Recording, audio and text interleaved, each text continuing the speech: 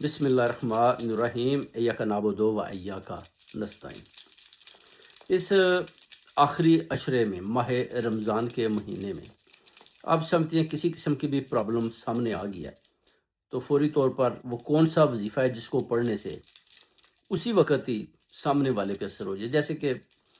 لوگوں کے بچوں میں پرابلمز ہیں، کچھ وہ ایک دوست سے انہوں نے بتایا تھا کہ بیٹی ہے وہ شاہ صاحب رمضان کے مہینے میں وہ کہتی ہے جناب میں نے فیشل کروانا ہے، اس طرح پھر وہ کہتی ہے کہ میں نے لپس میں ٹیکے شیکے لگوانے ہیں، اور والد کام کرتا ہے ظاہر ہے تو پھر ایک دن چھٹی، مگر اس نے بولا کہ یہ چیزیں جو ہے نا یہ اسلام میں حرام ہے، اور بات تو اس کی درست ہے۔ تو اللہ تعالیٰ نے جو آپ کا چہرہ بنایا ہوا ہے اگر آپ اس میں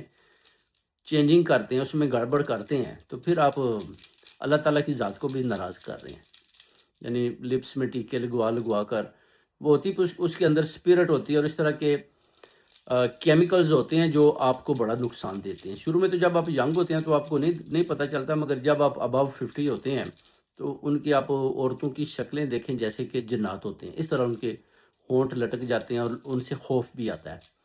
اسپیشلی یورپ میں یا ادھر جو جتنی بھی گوریاں ہیں یہ بھی لگاتی ہیں، مگر جو اینڈ جو ہے نا وہ بڑا خوفناک ہے ان سب کا نا۔ تو وہ کہہ رہے ہیں اپنا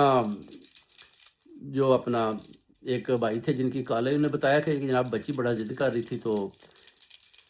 میں نے بولا کہ ابھی تو طاق راتے ہیں، عشرہ ہے، آخری ویک ہے، ہفتہ ہے رمضان کا، عبادت کے دن ہے، اور آپ ابھی جو ہے نا ان چیزوں سے دور رہیں کیونکہ مسلمان ہیں۔ تو ظاہر ہے اگر آپ ایسی حرکتیں کریں گے تو وہ پھر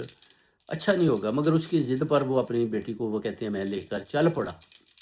اور جدھر سے فیشل کرنا تھا پہلے تو کہتے ہیں کہ رستے میں اس نے میرے ساتھ وہ لڑائیاں کی میری بیٹی نے، پھر اس کے بعد اس نے ایک قسم کی جیسے کہ مجھے بھی گالیاں دی، میری وائف کو بھی دی، پھر اس نے میرے باپ کے اوپر بھی اٹیک کیا